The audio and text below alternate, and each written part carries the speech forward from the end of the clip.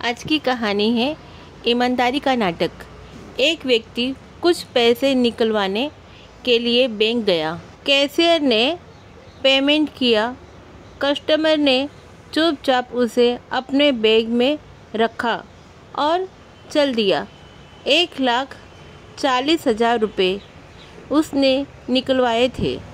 Cashier ने गलती से 1,40,000 रुपये के बजाय 1,60,000 रुपये उसे दे दिए हैं।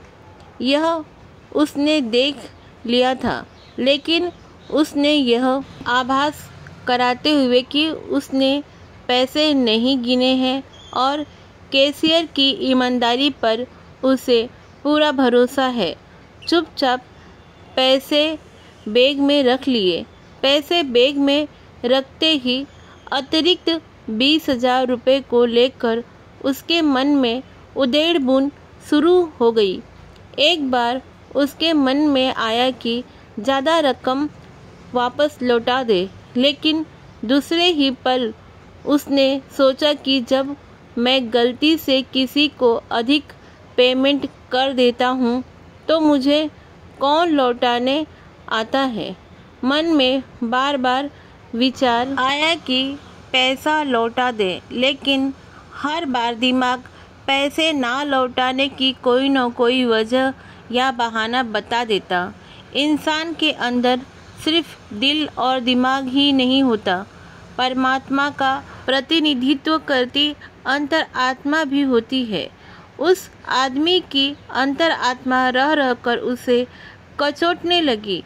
अंदर से आवाज़ आ रही थी कि तुम किसी की गलती से फ़ायदा उठाने से नहीं चूक रहे हो और ऊपर से बेईमान न होने का ढोंग भी कर रहे हो।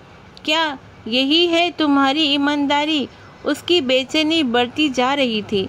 अचानक ही उसने बैग में से 20,000 रुपये निकाले और जेब में डालकर बैंक की ओर चल पड़ा। उसकी बेचैनी और तनाव घटने लगा। वह स्वयं को हल्का और स्वस्थ अनुभव करने लगा। यद्यपि वो कोई बीमार नहीं था, यद्यपि उसे लग रहा था जैसे उसे किसी बीमारी से मुक्ति मिल गई हो। उसके चेहरे पर किसी युद्ध की जीतने जैसी प्रसन्नता व्याप्त थी। अपने रुपए पाकर कैशियर ने चैन की सांस ली।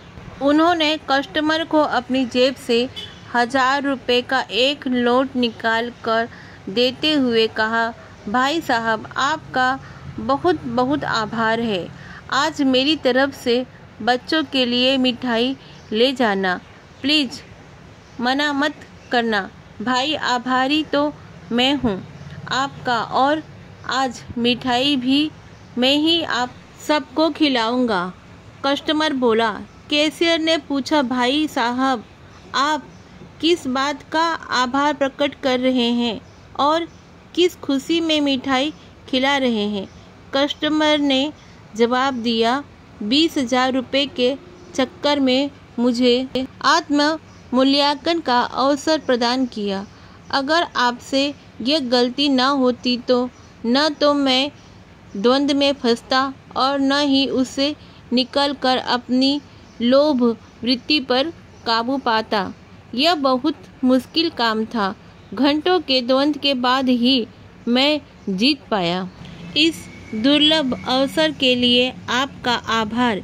ईमानदारी का नाटक करना और ईमानदार होना, इसमें ज़मीन आसमान का फ़र्क है।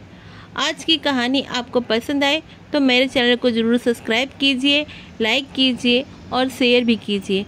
धन्यवाद।